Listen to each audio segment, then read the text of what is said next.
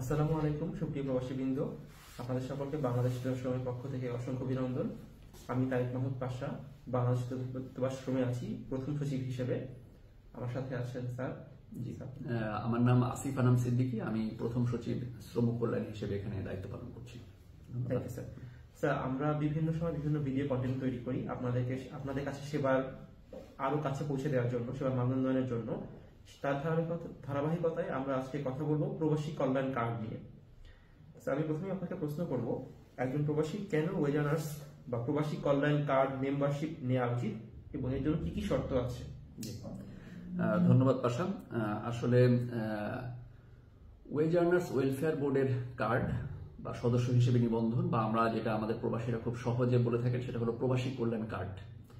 আমি বলবো যে এইটি একটি প্রত্যেক প্রবাসীরই নেওয়া উচিত। এটি একজন প্রবাসীর জন্য একটি সুরক্ষার মাধ্যম।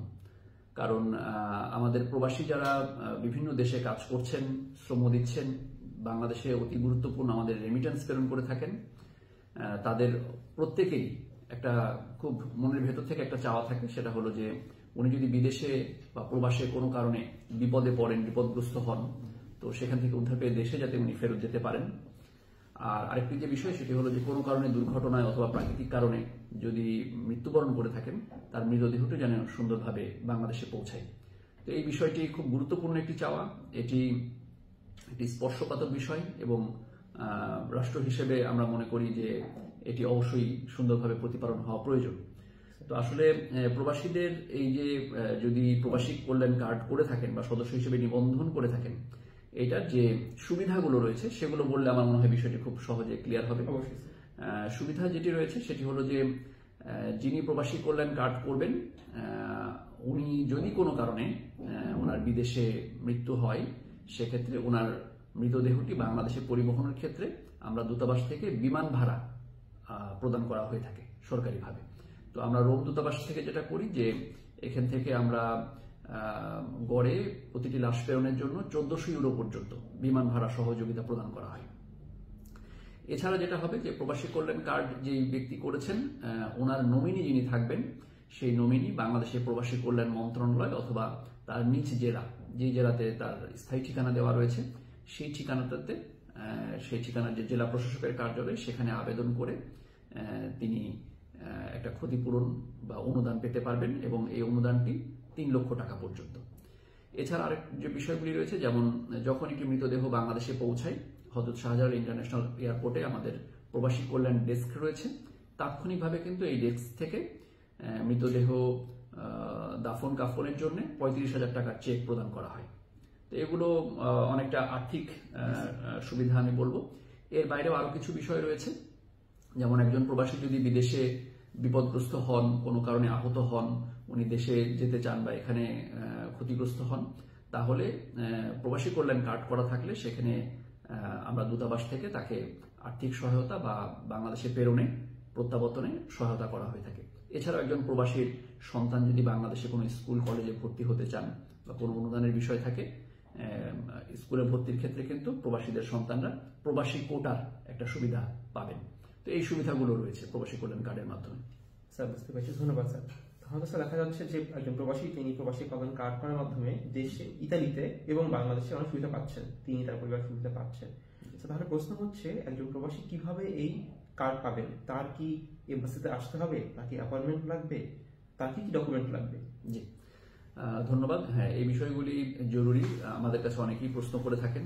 আপনি যে এই বিষয়টা উত্থাপন করেছেন, হ্যাঁ, একজন প্রবাসী যিনি ওয়েজ আর্নার্স ওয়েলফেয়ার বোর্ডের কার্ড করতে চান, তাকে দূতাবাসে আসতে হবে অথবা আমাদের যে অন্য যে কনসুলেট রয়েছে সেখানে যেতে হবে নিকটবর্তী জায়গাতে। তো দূতাবাসে ওনাকে আসার পূর্বে অবশ্যই অনলাইনে একটি ফর্ম ফিল আপ করে আসতে হবে। অনলাইনে আমাদের ওয়েজ আর্নার্স ওয়েলফেয়ার বোর্ডের যে ওয়েবসাইটটি রয়েছে, সেই ওয়েবসাইটে গিয়ে সদস্য নিবন্ধন বলে একটি ট্যাব রয়েছে, সেই ট্যাব ক্লিক করলেই উনি ফর্মটি পাবেন। অনলাইনে ফর্মে ওনার নিজের তথ্য, নমিনির তথ্য, স্থায়ী ঠিকানা, উনি কোথায় কাজ করছেন, বিস্তারিত তথ্য ওনাকে প্রদান করতে হবে এবং তাকে কিছু ডকুমেন্ট আপলোড করতে হবে। এগুলো দিয়ে উনি ফর্মটি ফিল আপ করবেন। এরপরে ফর্মের ফিল আপ হওয়ার পরে উনি ফর্মটির অনলাইন যে ভার্সনটি হয়েছে সেটির প্রিন্ট আউট গ্রহণ করবেন এবং সেই সাথে দূতাবাসে আসার পূর্বে এই প্রিন্ট আউট কপি ওনার ভ্যালিড বাংলাদেশি পাসপোর্টের কপি, ভ্যালিড বলতে আমি বোঝাতে চাচ্ছি যে মেয়াদ রয়েছে, হ্যাঁ মেয়াদ রয়েছে এমন পাসপোর্টের কপি বাংলাদেশের। সেই সাথে যেহেতু আমরা ইতালির প্রেক্ষাপটে বলছি, ইতালিয়ান যে কোনো একটি ডকুমেন্ট, অর্থাৎ তিনি যে ইতালিতে বৈধভাবে কাজ করছেন, সেটা হতে পারে টেম্পোরারি ডকুমেন্ট, সেটা হতে পারে স্থায়ী ডকুমেন্ট, কোন একটা ডকুমেন্টের কপি, 2 কপি ছবি, এগুলো নিয়ে তিনি দূতাবাসে আসবেন এবং 32 ইউরো ফি জমা দিয়ে উনি একটা রিসিপ্ট গ্রহণ করবেন। আমরা যেটা করে থাকি, আমাদের স্ট্যান্ডার্ড যে প্রসিডিউর সেটা হলো তিনি যেদিন টাকাটা জমা দেবেন তার 15 কার্য দিবসের মধ্যে আমরা তার জন্য তার যে কার্ডটি তৈরি হবে এবং এর পরবর্তীতে তিনি কার্ডটি দূতাবাসে এসে গ্রহণ করতে পারেন, অথবা ইমেলে বা নিজেও কম্পিউটার থেকে ডাউনলোড করে নিতে পারেন কার্ডটি। স্যার হয়তো স্যার মানে প্রসিডিওরটাও বেশ সহজ, সুন্দর নিয়মের মধ্যে যাচ্ছে। একটা স্যার শেষ প্রশ্ন, সেটা হচ্ছে যদি কারো ব্যক্তির বিএমটি কার্ড থাকে তাহলে কি তার এই কার্ডটা করার প্রয়োজন আছে? হ্যাঁ, এটা অনেকে এই প্রশ্নটাও করেন, খুবই জরুরি একটা বিষয়। সেটা হলো যে বিএমইটি যে কার্ডটি, সেটি হলো আমরা বলি বাংলাদেশ থেকে বহির্গমন ক্লিয়ারেন্স কার্ড। তো একজন প্রবাসী যখন কাজের জন্য বাংলাদেশ ত্যাগ করেন, তখন কিন্তু তাকে বিএমইটি কার্ড করে আসতে হয়। তো উনি যদি বাংলাদেশ থেকে বিএমইটি কার্ড করে ইতালিতে এসে থাকেন, তাহলে তার নতুন করে ওয়েজ আর্নার্স ওয়েলফেয়ার বোর্ডের কার্ড করার কোনো প্রয়োজন নাই। কারণ বিএমইটি কার্ডের যে সুবিধাগুলো, আমি যে সুবিধাগুলোর কথা বলেছি আর্থিক এবং অন্যান্য, বিএমইটি কার্ডেও সেই একই সুবিধাগুলো বিএমইটি কার্ডের জন্য প্রযোজ্য। তো তার সেটা প্রয়োজন নাই। তবে এখানে একটা বিষয় একটু বলে রাখা প্রয়োজন, সেটা হচ্ছে যে আমাদের কাছে অনেক প্রবাসী আসেন, দেখা যায় যে যাদের বয়স অনেক বেশি অথবা খুব অল্প বয়স্ক ছেলে মেয়ে যারা প্রবাসে জন্ম, তারাও কিন্তু ওয়েজ আর্নার্স ওয়েলফেয়ার বোর্ডের কার্ড করার জন্য এসে থাকেন। তো এখানে একটি সীমানা রয়েছে, সেটি হলো যাদের বয়স 18 বছরের উপরে এবং যাদের বয়স 65 বছরের নিচে, শুধুমাত্র তারাই ওয়েজ আর্নার্স ওয়েলফেয়ার বোর্ডের কার্ড করতে পারবেন। তো এটা দ্বারা নিশ্চয়ই বুঝতে পারছেন যে যারা এখানে কোনো পেশায় নিযুক্ত রয়েছেন, কাজ করছেন, অর্থাৎ উনি আয় করছেন এবং বাংলাদেশে রেমিটেন্স পাঠান, তারাই কিন্তু এই কার্ড বা এই সুবিধাটি গ্রহণ করার জন্য ওনারা সুযোগ পাবেন।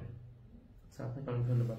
প্রবাসীগণ, আমরা আশা করছি আপনাদের ভিডিও পছন্দ হবে। যদি আপনাদের সংক্রান্ত কোনো প্রশ্ন থেকে থাকে, কাইন্ডলি আমাদেরকে ফেসবুকেই কমেন্ট করবেন, আমরা জবাব দিব। ধন্যবাদ। ধন্যবাদ।